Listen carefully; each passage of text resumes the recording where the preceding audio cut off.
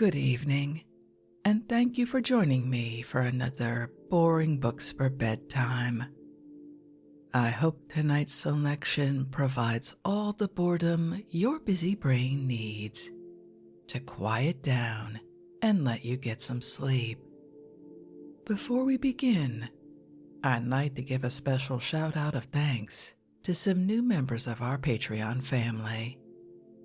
Kim, Angela, Ted, Chris, Nicole, and Jules shows up 5 seasons late with Starbucks.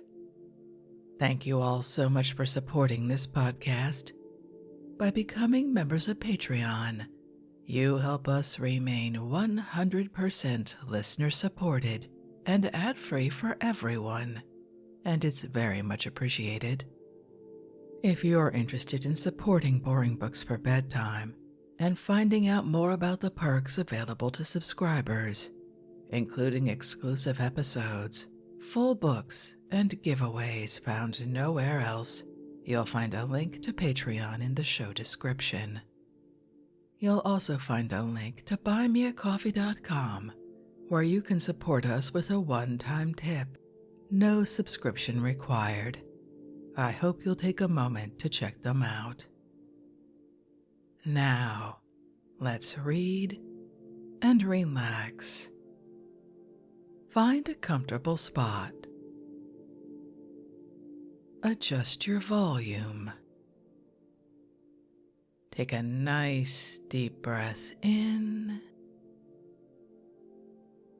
Let it out slowly. And off we go. Tonight, let's relax with a new book recommended by one of your fellow listeners. It's been on my list for a long time, and I'm so happy I can bring it to you tonight. We're reading Hoyle's Games, Modernized, edited by Professor Hoffmann in a new edition, thoroughly revised to 1909, with the addition of chapters on auction bridge and 3 other new games by Ernest Bergholt, and with new chapters on roulette and trente et quarante by Captain Browning, also known as Slambo of the Westminster Gazette. First published in 1909 by E.P. Dutton & Co., New York, and George Routledge & Sons Limited, London. Let's begin. Preface. To the present generation, the name of Edmund Hoyle conveys but a vague meaning, though the phrase, according to Hoyle, is still now and then used as a synonym for correct play in a card game. Hoyle was, in fact, the Cavendish of his day, and was in many ways a man of special mark. He was born in 1672 and died in 1769, having outlived half a dozen monarchs. Of his earlier life little is known. He is said to have been called to the bar, though whether he ever practiced as an advocate is uncertain. In 1742 he was living in Queen's Square and giving lessons in whist play, which he was the first to reduce to a scientific method. He had up to that time communicated his system either personally or in the form of manuscript, but in that year he for the first time published his memorable short treatise on the game of whist. Of this first edition, only 2 copies, one in the Bodleian Library, are known to exist. Its price was a guinea. It was freely pirated, and this fact was probably the reason that the succeeding editions, of which there were 3 published in 1743, were issued at the more modest price of 2 shillings, each genuine copy being guaranteed by the autograph of the author. Other editions followed, several of which are only now represented by single copies. Of the 7th edition, published in 1747, no copy exists. The 8th, in 1748, embodied, in addition to the whist manual, short treatises on quadrille, piquet, and backgammon, which had in the meantime appeared separately. The book was from time to time further amplified, and the 11th edition, precise date uncertain, is entitled Mr. Hoyle's Games of Whist, Quadrille, Piquet, Chess, and Backgammon Complete. The autograph signature to each copy was continued until Hoyle's death. In the 15th edition, it is replaced by an impression from a wood block. It is significant of the respect in which Hoyle was held that his Laws of Whist, with some slight alterations by the habitués of White's and Saunders' chocolate houses, the then headquarters of the game, were accepted as the final authority from 1760 till 1864, when the basis of the present code, settled by the Turf and Portland clubs, was adopted in their stead. Nothing would now be gained by reproducing Hoyle's original text. In the present volume, no attempt is made to do so. Its teachings are, however, but the teachings of the master, amplified and brought up to date, and it is a fitting tribute to his memory that his name should be retained upon the title page. Louis Hoffmann. Preface to the revised edition of 1909. The articles on whist and bridge have been rewritten and brought thoroughly up to date.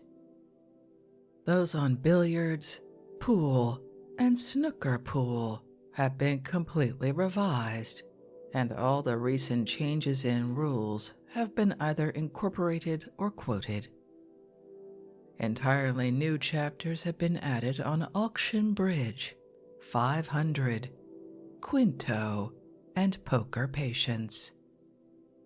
For the articles specially written for this new edition on roulette and Trente et Quarante, the able pen of Captain Browning is responsible. Ernest Bergholt. Hoyle's Games, Modernized. All Fours. All Fours, known in America as Old Sledge or 7-Up, is usually played by 2 players, with the full pack of 52 cards, which rank in play as at whist, the ace being the highest and the 2 the lowest. The game is 7 points. There are 4 different items which count towards the score, whence the name All Fours. Such items are as follows. High, the highest trump out, scoring 1 to the original holder. Low, the lowest trump out, scoring 1 to the original holder. Jack, the knave of trumps, scoring 1 to the dealer if turned up, if otherwise to the winner of the trick to which it falls. Game, scoring 1 to the ultimate holder of the more valuable cards in the tricks won by him, according to the following scale. For each 10, trump or otherwise, 10. For each ace, 4. For each king, 3. For each queen, 2. For each knave, 1. Note: in the case of the players being equal in this particular, or of neither party holding any card which counts towards game, the elder hand scores the point. Method of playing. The players cut for deal, the highest card having the preference. The dealer gives 6 cards to each, turning up the 13th as trump. If the elder hand is dissatisfied with his cards, he may say, "I beg," in which case the dealer is bound either to allow him, by the phrase, "Take one," to score 1 point, or to give each player 3 more cards from the pack, turning up that next following by way of fresh trump card. If this should be of the same suit as the original trump, the dealer is bound to give 3 more cards to each, again turning up the 7th, until a new suit does actually turn up. If the turn-up card be a knave, the dealer scores 1, this taking precedence of any other score. If by reason of the elder hand begging there is a further deal, and the dealer a second time turns up a knave, he again scores 1. The elder hand leads any card he pleases. His antagonist must follow suit or trump, his right to do the latter not being affected by his holding cards of the suit led. If, however, having a card of the suit led, he neither follows suit nor trumps, he becomes liable to the penalty of a revoke. The player of the highest card of the suit led, or a trump, wins the trick, which is turned down as at whist, and so on throughout the 6 tricks. In scoring, the order of precedence is 1 high, 2 low, 3 jack, 4 game, subject, as we have seen, to the contingency of jack having been the turn-up card, the point for this being scored before the hand is played. The play is mainly directed to capturing the jack, and such cards as may score towards game. Some players score a point whenever the adversary does not follow suit or trump. Some again make it the rule that each player must count his score without looking at his tricks, under penalty of losing 1 or more points, as may be agreed, in the event of a miscalculation. Four-handed all fours. The players cut to decide who shall be partners, the 2 highest playing against the 2 lowest, and facing each other as at whist. The right to the first deal is decided by the cut, the highest dealing. Afterwards, each player deals in rotation. The dealer and the elder hand alone look at their cards in the first instance, the option of begging resting with the latter. The other 2 players must not take up their cards till the dealer has decided whether he will give one or run the cards for a new trump. The players play in succession as at whist, 4 cards constituting a trick. In other respects, the play is the same as in the 2-handed game. Baccarat. Baccarat has many points of resemblance to 21 or 21, but the element of chance is much more prominent. The stakes are made before any card is dealt, and one player plays for several. There is therefore, save on the part of the banker, scarcely any scope for personal skill or judgment. The object of the game is to hold such cards as shall together amount to the point of 9.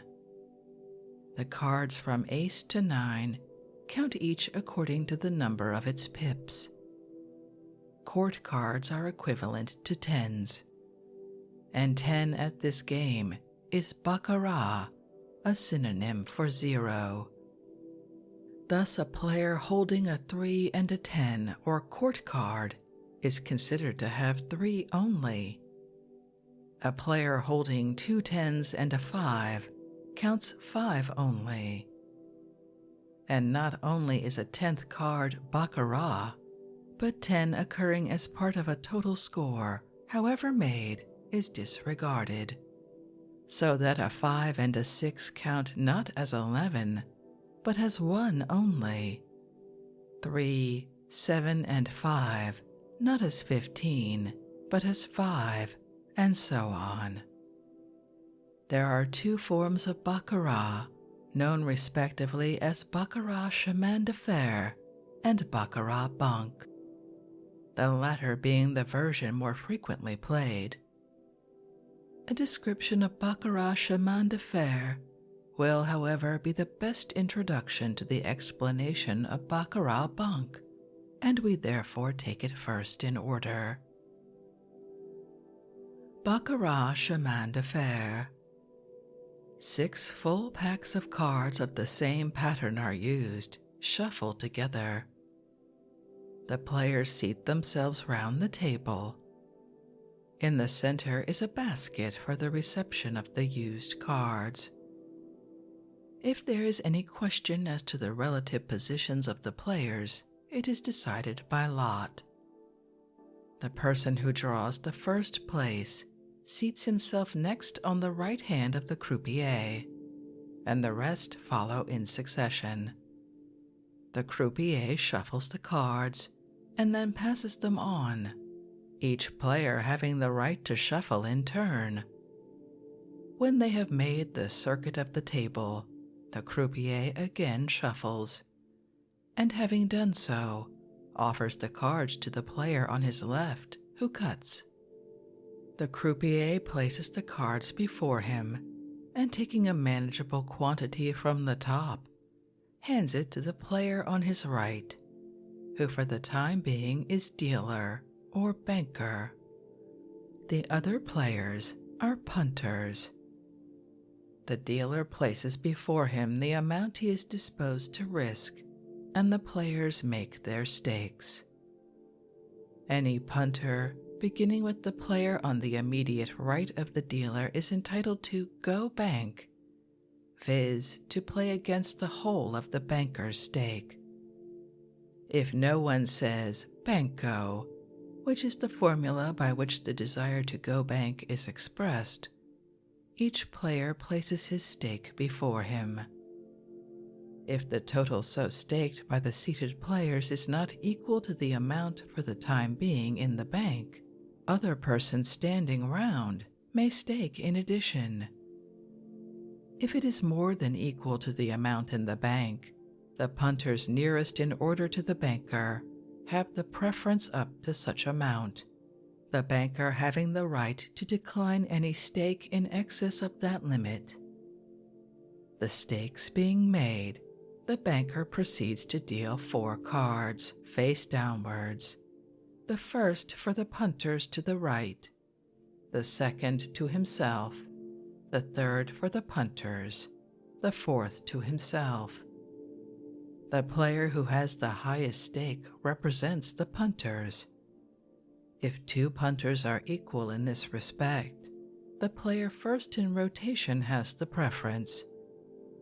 Each then looks at his cards. If he finds that they make either 9, the highest point at baccarat, or 8, the next highest, he turns them up, announcing the number aloud, and the hand is at an end. If the banker's point is the better, the stakes of the punter become the property of the bank.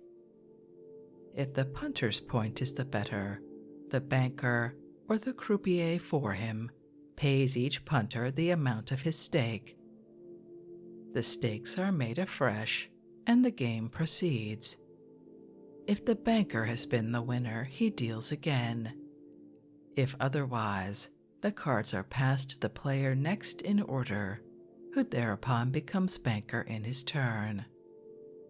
We will now take the case that neither party turns up his cards. That is tantamount to an admission that neither has 8 or 9. In such case, the banker is bound to offer a third card. If the point of the punter is baccarat, i.e., cards together amounting to 10 or 20, equaling 0, 1, 2, 3, or 4, he accepts as a matter of course, replying yes or card. A third card is then given to him face upwards. If his point is already 6 or 7, he will, equally as a matter of course, refuse the offered card. To accept a card with 6 or 7, or refuse with Baccarat 1, 2, 3, or 4, known in either case as a false draw, is a breach of the established procedure of the game, and brings down upon the head of the offender the wrath of his fellow punters.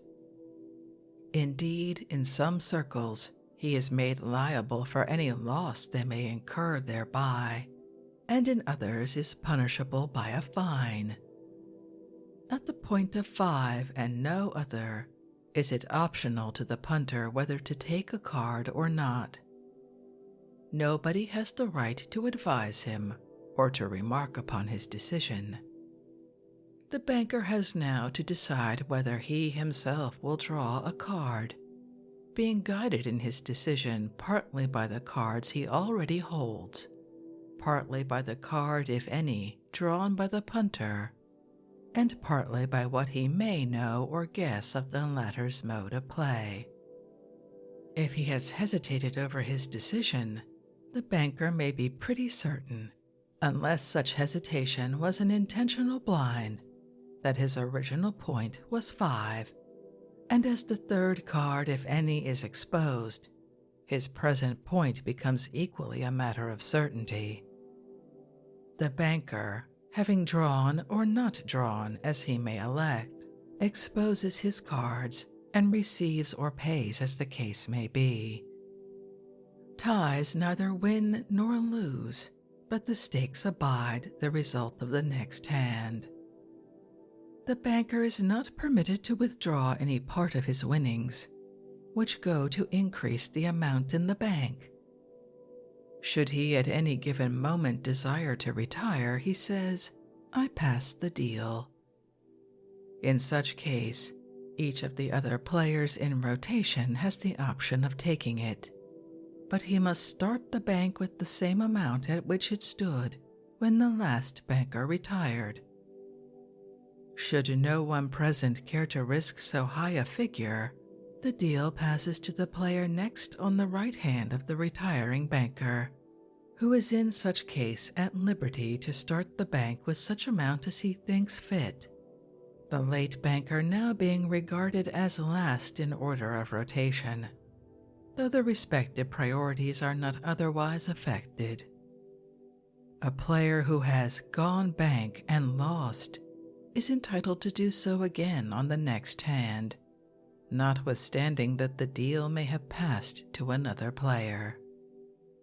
When the first supply of cards is exhausted, the croupier takes a fresh handful from the heap before him, has them cut by the player on his left, and hands them to the banker. To constitute a valid deal, there must be not less than 7 cards left in the dealer's hand. Should the cards in hand fall below this number, they are thrown into the wastebasket, and the banker takes a fresh supply, as above mentioned. Baccarat Banque. In Baccarat chemin de fer, it will have been noticed that a given bank only continues so long as the banker wins. So soon as he loses, it passes to another player. In Baccarat Banque, the position of banker is much more permanent. 3 packs of cards, shuffled together, are in this case used, and the banker, unless he retires either of his own free will or by reason of the exhaustion of his finances, holds office until the whole of such cards have been dealt. The bank is, at the outset, put up to auction, that is, belongs to the player who will undertake to risk the largest amount. In some circles, the person who has first set down his name on the list of players has the right to hold the first bank, risking such amount as he may think proper. The right to begin having been ascertained, the banker takes his place midway down one of the sides of an oval table, the croupier facing him, with the wastebasket between. On either side the banker are the punters, 10 such constituting a full table. Any other persons desiring to take part remain standing, and can only play in the event of the amount in the bank for the time being not being covered by the seated players. The croupier, having shuffled the cards, hands them for the same purpose to the players to the right and left of him, the banker being entitled to shuffle them last, and to select the person by whom they shall be cut. Each punter having made his stake, the banker deals 3 cards, the first to the player on his right, the second to the player on his left, and the third to himself, then 3 more in like manner. The 5 punters on the right, and any bystanders staking with them, win or lose by the cards dealt to that side, the 5 others by the cards dealt to the left side. The rules as to turning up with 8 or 9, offering and accepting cards and so on, are the same as at Baccarat chemin de fer. Each punter continues to hold the cards for his side so long as he wins. If he lose, the next hand is dealt to the player next following him in rotation. Any player may go bank, the first claim to do so belonging to the punter immediately on the right of the banker, the next to the player on his left, and so on alternatively in regular order. If 2 players on opposite sides desire to go bank, they go half shares. A player going bank may either do so on a single hand in the ordinary course, or à cheval, that is, on 2 hands separately, 1/2 of the stake being played upon each hand. A player going bank and losing may again go bank, and if he again loses, may go bank a 3rd time, but not further. A player undertaking to hold the bank must play out 1 hand, but may retire at any time afterwards. On retiring, he is bound to state the amount with which he retires. It is then open to any other player in order of rotation to continue the bank, starting with the same amount, and dealing from the remainder of the pack used by his predecessor. The outgoing banker takes the place previously occupied by his successor. The breaking of the bank does not deprive the banker of the right to continue, provided that he has funds wherewith to replenish it up to the agreed minimum. Should the stakes of the punters exceed the amount for the time being in the bank, the banker is not responsible for the amount of such excess. In the event of his losing, the croupier pays the punters in order of rotation, so far as the funds in the bank will extend. Beyond this, they have no claim. The banker may, however, in such a case, instead of resting on his right, declare the stakes accepted, forthwith putting up the needful funds to meet them. In such event, the bank thenceforth becomes unlimited, and the banker must hold all stakes to whatever amount offered on any subsequent hand, or give up the bank. Bezique. Bezique is a game for 2 players. The piquet pack of 32 cards is used, but in duplicate, 2 such packs of like pattern being shuffled together. The players cut for deal, the highest card having the preference. The rank of the cards in cutting, as also in play, is as follows: Ace, 10, king, queen, knave, 9, 8, 7. 8 cards are dealt by 3, 2, and 3 to each player, the 17th card being turned up by way of trump and placed between the 2 players. The remaining cards, known as the stock, are placed face downwards beside it. Should the turn-up card be a 7, the dealer scores 10. The non-dealer leads, and the dealer plays to such lead any card he pleases. If he play a higher card, according to the scale above given of the same suit or a trump, he wins the trick. But he is not bound to do either, or even to follow suit. Further, he is at liberty to trump, even though holding a card of the suit led. If the 2 cards played are the same, for example, 2 nines of diamonds, the trick belongs to the leader. The winner of one trick leads to the next, but before doing so, he marks any points to which his hand may entitle him, leaving the card so marked on the table, and draws one card from the top of the stock. His opponent draws a card in like manner, and so the game proceeds until the stock is exhausted. The holder of the 7 of trumps is entitled to exchange it for the turn-up card, at the same time scoring 10 for it. The holder of the duplicate 7 of trumps scores 10 for it, but gains no further benefit thereby.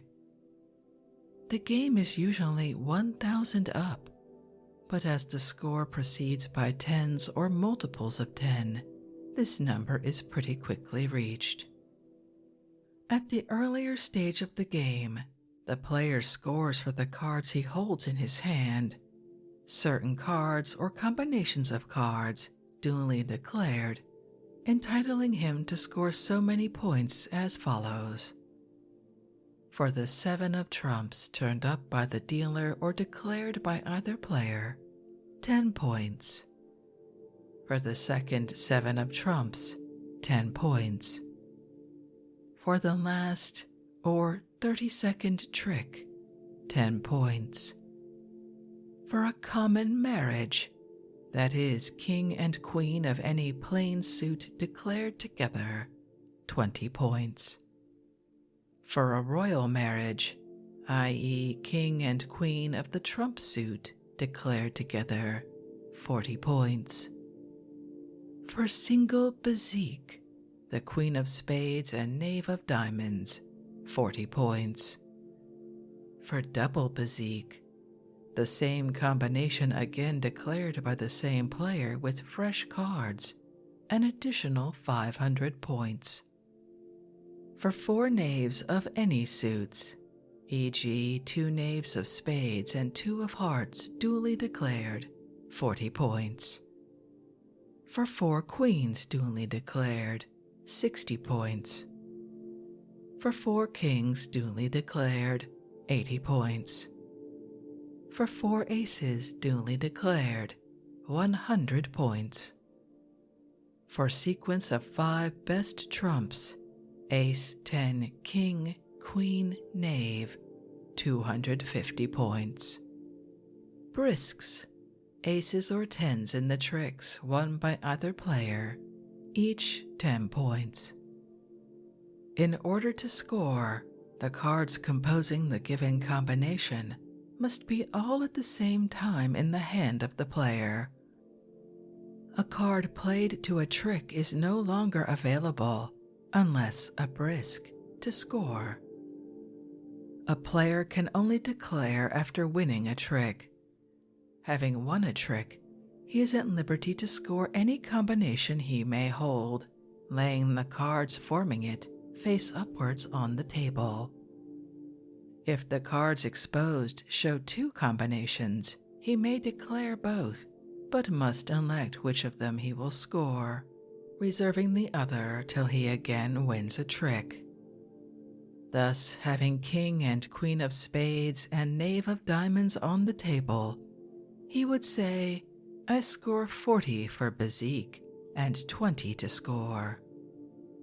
When he has again won a trick, having meanwhile retained the needful cards unplayed, he can then score the second combination, marriage. A card which has once scored cannot be again used to form part of a combination of the same kind. For example, a queen once used to form a marriage cannot again figure in a marriage, though it may still score as part of a sequence or as one of 4 queens. In like manner, a card which has once figured in Bezique cannot be used to form part of a second Bezique, though it may be used to score double Bezique. Neither can a card which has been declared in a given combination again be declared in a combination of an inferior order. For example, if a king and queen have been declared as part of a sequence, a marriage cannot afterwards be declared with the same cards, though their having figured in a marriage would be no bar to their subsequent use as part of a sequence. The declared cards, though left face upwards on the table, still form part of the hand and are played to subsequent tricks at the pleasure of the holder. When no more cards are left in the stock, the method of play alters. No further declarations can be made, and the only additional score now possible is for the brisks, aces or tens in the remaining tricks, scored by the winner of the trick, with 10 for the last trick as before stated. The mode of play as to these last 8 tricks is according to whist rules. Each player must now follow suit if he can. If not, he is at liberty to trump. Hints for play. In the earlier stage of the game, tricks are of no value save insofar as they contain brisks, or enable the winner to declare, the scoring of the different combinations being the main object of the game. The player will probably at the outset find that he has in hand some of the component parts of 2 or more combinations. But as he must furnish a card to each trick, he will be forced to abandon the one or the other.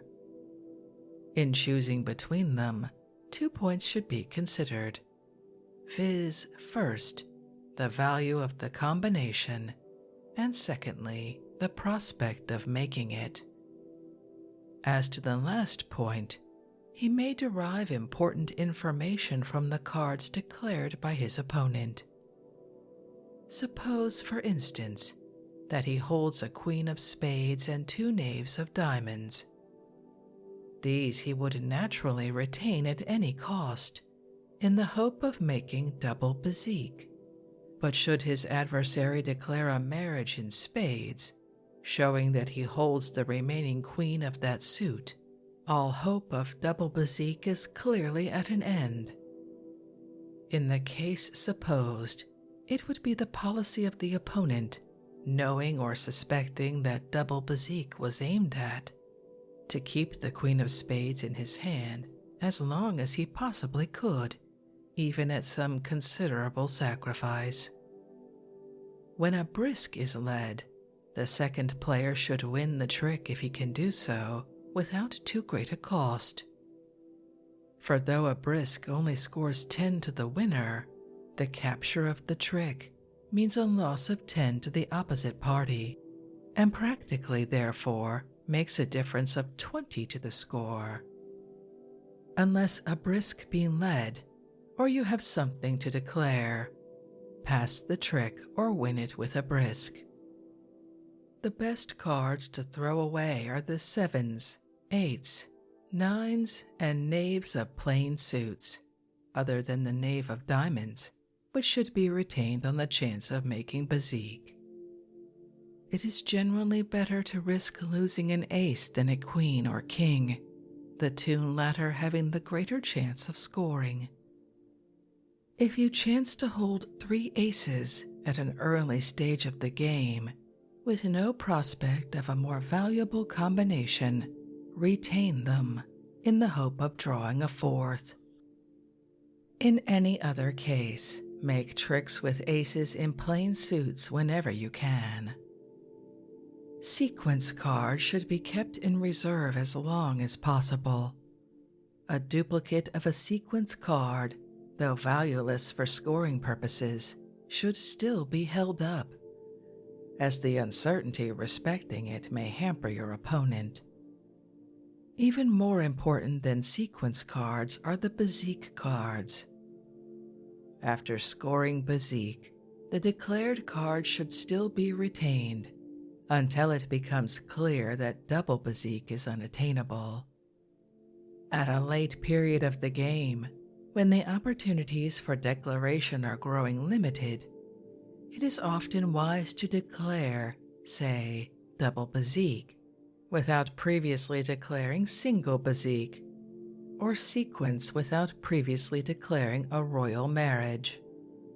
If you declare the smaller score and do not again win a trick, you lose the larger score altogether.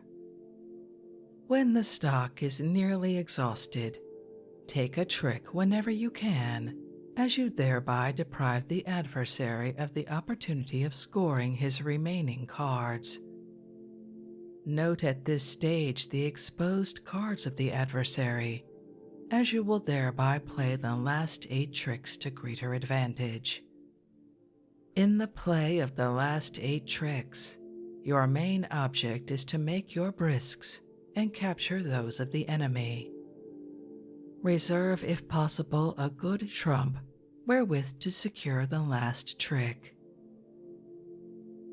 Rubicon Bezique. Rubicon or Japanese Bezique is a modification of the ordinary game, which has for some years found much favor in Paris. In 1887, a code of laws which we append was drawn up by a committee of the Portland Club, and Rubicon Bezique may now be regarded as the standard game. 4 packs of like pattern and shuffled together are used. The cards rank as at ordinary Bezique, but 9 instead of 8 cards are dealt, singly or by 3s to each player. There is no turn-up, the first marriage scored determining the trump suit. If a sequence be declared and scored before any marriage, such sequence determines the trump suit. The scores at Rubicon Bezique are as follows: Carte blanche, a hand without a single court card, 50 points. Marriage in plain suits, 20 points. Marriage in trumps, 40 points. Sequence in plain suits, 150 points.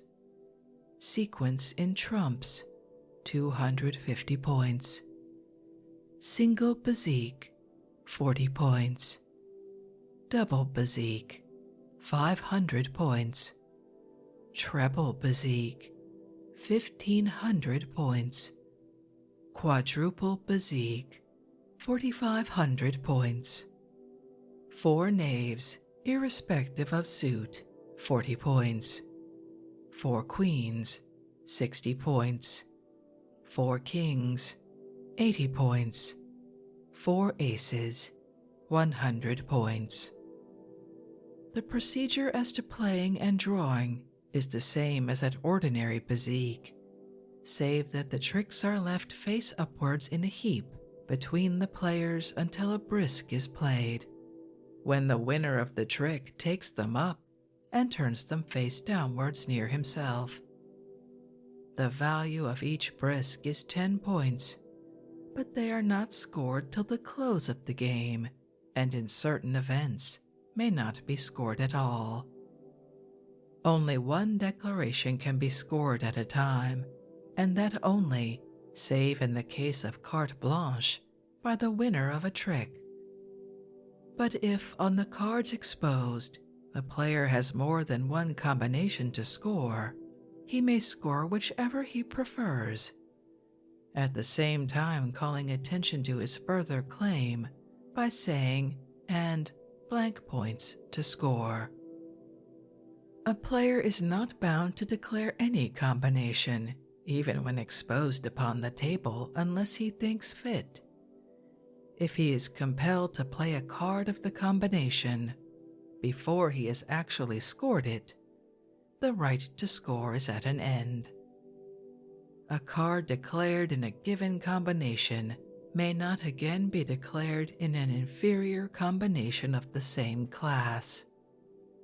For example, a king and queen declared in sequence cannot be afterwards made available to score a royal marriage. The same card may, however, be used in conjunction with a new card or cards to form not merely a combination of the same kind, but the same combination over again. Thus, if 4 queens have been declared, the player may play one of them, and when he next wins a trick, adds a 5th queen to the 3 left on the table, and again score 4 queens. If a combination duly scored is broken up, one or more cards must be substituted, either from the cards upon the table or from the hand of the player, to entitle him to a fresh score. There is an apparent exception to this rule in the fact that if a player has declared 2 independent marriages in the same suit, and all 4 cards are on the table simultaneously, he may make 2 more declarations of marriage with the same cards. In truth, however, this merely follows the rule. King 1, already married to Queen 1, may again be married to Queen 2, and King 2, already married to Queen 2, to Queen 1 in like manner.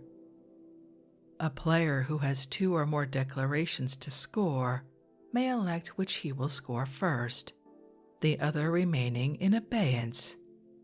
For example, a player having declared 4 kings, including the King of Spades, and subsequently declaring Bezique, the King of Spades still remaining on the table, would ipso facto become entitled to score a marriage, royal or ordinary as the case may be. We will suppose the former. In such a case he would say, I score 40, and 40 for marriage to score. This declaration should be repeated by way of reminder after each trick till actually scored. If in the meantime the player becomes entitled to score some other combination, he may, on winning a trick, score the latter in preference to the one previously declared, still keeping this in reserve. The mere fact of having declared a given combination to score does not preserve the right to score it, if in the meantime the declarant either plays one of the cards composing it, or makes use of them to score some higher declaration of the same class. The last 9 tricks are played like the last 8 in the ordinary game, but the winner of the last trick, instead of 10, scores 50. How the score is dealt with. The game is complete in one deal and is won by the player who scores most points, according to the foregoing table, exclusive of brisks. These latter are only taken into account where the scores are otherwise equal. If after the addition of the brisks the scores are still equal, the game is drawn. There is one other case in which the brisks are reckoned. The score of 1,000 points is known as the Rubicon, and a player not reaching this score is Rubiconed. In this case also, each player adds in his brisks, and if the score of the loser is thereby brought up to 1,000, he saves the Rubicon. Assuming that the Rubicon is saved, the score of the loser is deducted from that of the winner, fractions of 100 being disregarded in both cases. To the difference are added 500 points for game, and the total is the value of the game, the stakes being usually so much per 100 points. If it happen that the difference between the two scores is less than 100, it is reckoned at that figure, making with the 500 for game 600. Thus, if the respective scores are A 1510, B 1240, A wins 1500 minus 1200 plus 500 equals 800. If A's score were 1550 and B's 1520, A would win 100 plus 500 equals 600. If B is Rubiconed, the value of the game is computed after a different method. The points made by him, still disregarding fractions of 100, instead of being subtracted from, are added to the score of the winner, who is further entitled to 1,000 for the game and 300 for brisks. Thus, if A has won 1,320 and B 620, the value of A's game will be 1,300 plus 600 plus 1,000 plus 300 equals 3,200. If the Rubicon player has scored less than 100, that amount, 100, is added to the score of the other player, as well as the 1,000 for game and 300 for brisks, as before mentioned.